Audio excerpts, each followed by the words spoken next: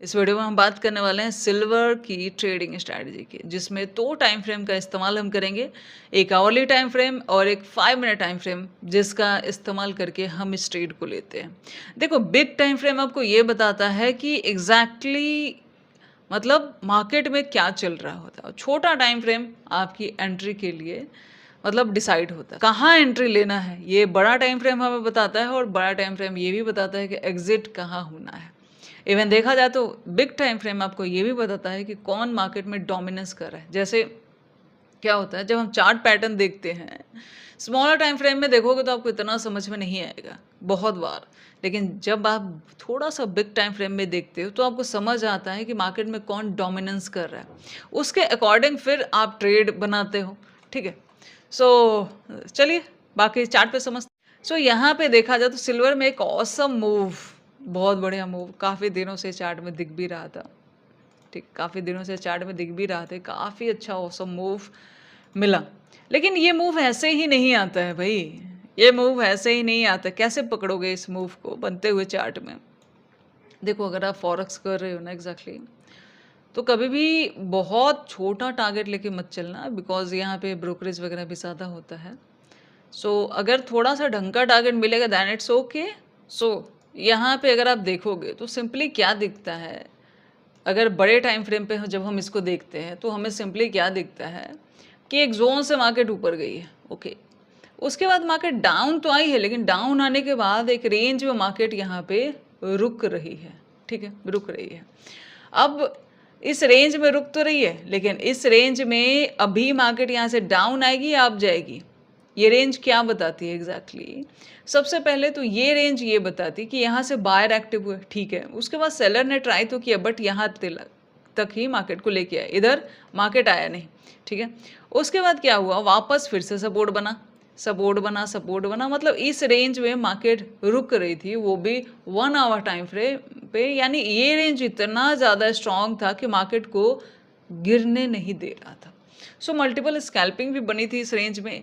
हम सिंपली क्या, हमें समझ आ रहा है बार बार जब मार्केट ऐसा कर रहा है, इस रेंज से यहीं पे रुक रहा है, मतलब अगर मैं इसको ऐसे देखूं, इस रेंज को तोड़ ही नहीं रहा, मतलब 1 बार, 2 बार, 3 बार, 4 बार तोड़ ही नहीं रहा। तोड़ नहीं रहा, और कितने अटैम्प्ट हो गए, अगर मैं इसको काउंटिंग करूँ 1 2 3 4 5 6 7 8 9, लगभग 8 से 9 बार यहाँ छोटे छोटे अटैम्प्ट भी लिए हैं। ठीक है, फिर बड़ा भी लिया है। ठीक है, बार बार बार बार, मतलब ये रेंज कुछ ऐसा है जो सेलर को यहाँ से मार्केट को नीचे लेके नहीं जाने दे रहा। ओके, यहाँ जब हम ड्रॉ करेंगे, काफ़ी बढ़िया एक टारगेट यहाँ पे देखा जाए तो ये वाला काफ़ी बढ़िया बना है अभी। ठीक है, और कैसे बना उसकी भी बात करूँगी मैं। एग्जैक्टली अगर मैं यहाँ से यहाँ इस तरीके से एक सिंपली एक डिमांड जोन ड्रॉ कर दूँ, जो कि मार्केट ही बता रहा है, सिंपल सा प्राइस और बिग टाइम फ्रेम एनालिसिस को देख के, मतलब एक डिमांड जोन आइडेंटिफाई किया गया और उसके बेस पे ही ट्रेड बनाया गया, बस इतना ही है इस ट्रेड में। और ये टारगेट यहाँ तक कैसे आया, अभी देखा जाए तो टारगेट के पास चला गया है, अभी चांसेस है कि यहाँ से एक प्रॉफिट बुकिंग हो सकती है, ऐसा मार्केट में दिख रहा है अभी। ठीक है, फिलहाल होगी या नहीं होगी वो मार्केट की मर्जी है, बट ये बहुत अच्छा जोन है जहाँ बहुत सारे लोग प्रॉफिट बुक करेंगे, अपना पोजीशन हटाएंगे ही हटाएंगे। कारण मैं बताऊंगी आगे कैसे। अगर इसको स्मॉलर टाइम फ्रेम पे लेके आओगे तो यहाँ पे एक अपसाइड में एक रेजिस्टेंस भी मार्केट क्रिएट किया है, यहाँ पे देखो। ओके, पहले तो अगर हम जब ये डिमांड जोन यहाँ पे ड्रॉ कर लेते हैं इस जगह पे, इस जगह पे, उसके बाद जब हमें एंट्री लेनी होती है, और टारगेट कैसे डिसाइड करेंगे उसको एंट्री के बाद हम लोग बात करते हैं, पहले एंट्री की बात कर लेते हैं। जब इसको स्मॉलर टाइम फ्रेम पे लेके आओगे तो आपको कुछ चीज़ें दिखेंगी, जैसे हमने 1 आवर पे ये ड्रॉ किया है, अब 5 मिनट में हमें एंट्री ढूंढनी है। तो यहाँ पे देखा जाए तो कुछ तो स्कैल्पिंग बन रही थी, ठीक है, कुछ तो स्कैल्पिंग बन रही थी, जिसमें इस जोन में अगर मैं इसको थोड़ा सा इस तरीके से अगर मैं 15 मिनट कर देती हूँ, बहुत छोटा हो रहा है और बहुत ज़्यादा ब्रॉड हो रहा है। ठीक है, 15 मिनट में आपको क्या दिख रहा है, इस जोन पे आ रही मार्केट, यहाँ क्या की, मतलब यहाँ जो बायर आए थे उनका एसएल लेती है, फिर ऊपर जाती है, एक रेजिस्टेंस क्रिएट करती है। ठीक है, अब यहाँ तक ने एक पैटर्न क्रिएट कर दिया इस जोन तक। ठीक है, वापस यहाँ जब आई फिर से एक मूव किया, उसके बाद क्या हुआ, ये वाला ऑसम मूव था, ऑसम मूव था ये वाला।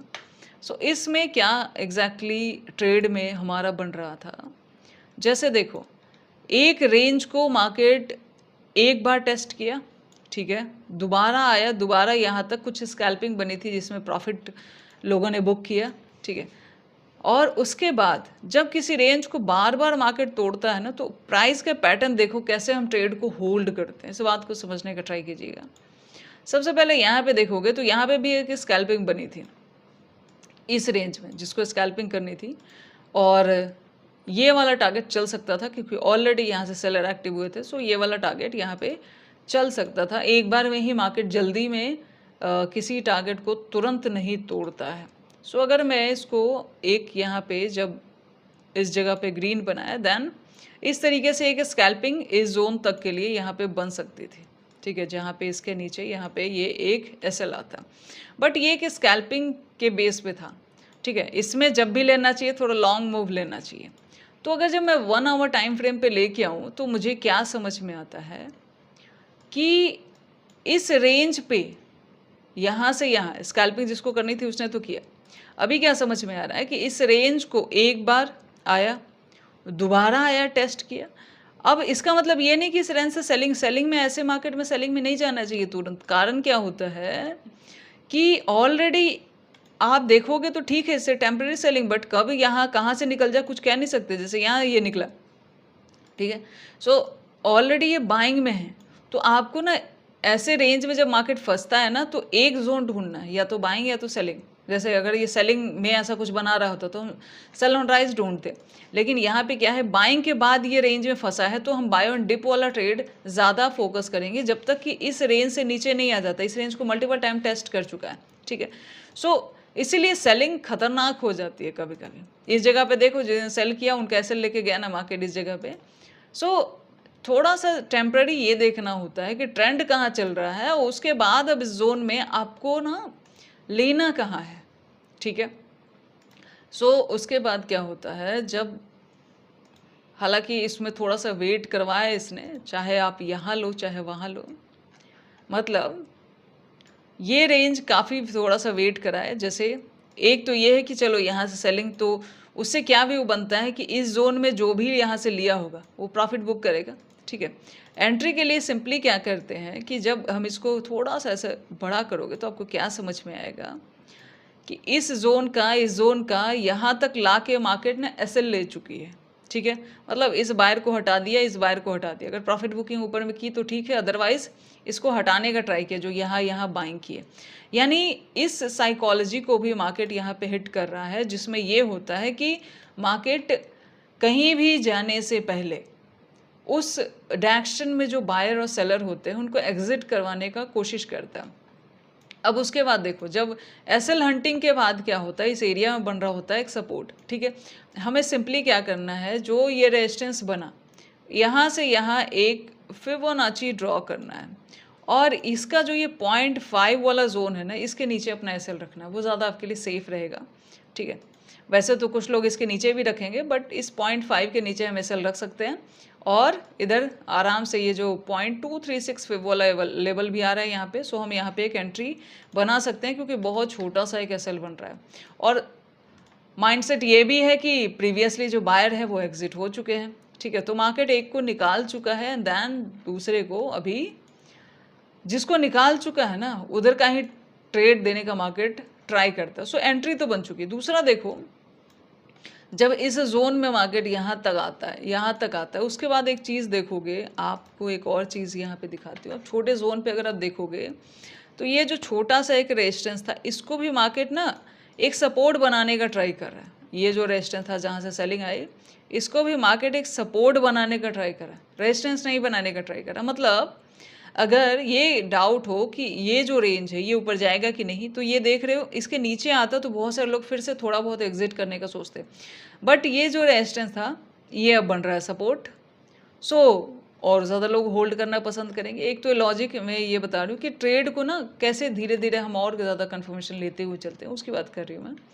सो अगर हम इसको आवरली टाइम फ्रेम पे ले आएंगे तो अब टारगेट की बारी आती है कि टारगेट कैसे ये वाला डिसाइड होता है। सिंपली देखो ट्रेडिंग में ना मैथमेटिक्स बहुत ज़्यादा यूज़ होता है, टारगेट डिसाइड करने के लिए आप सिंपली यहाँ से क्या कर सकते हो, ये जो मूव आया ना, ये देख रहे हो, ये वाला जो मूव आया, इसको थोड़ा सा डार्क कर देते हैं, इसको थोड़ा सा इस तरीके से कर लेते हैं। ओके, ये जो मूव यहाँ पे आया, ये वाला, ओके, ये वाला जो मूव आया, बस इसी रेंज को देखो, इसी को मैं उठा के यहाँ से यहाँ रख रही हूँ। मिल गया टारगेट, एग्जैक्टली सेम जो रेंज यहाँ पे मूव किया उतना ही यहाँ पे मूव किया, जो आपके टारगेट में आपके काम आता है। So that's the thing. देखा जाए तो मैक्स टू मैक्स टाइम पे कैलकुलेशन बहुत ज़्यादा ट्रेडिंग में काम आता है। सो सिल्वर और गोल्ड में भी यही चलता है। सो चलिए इस वीडियो को यहीं बंद करते हैं।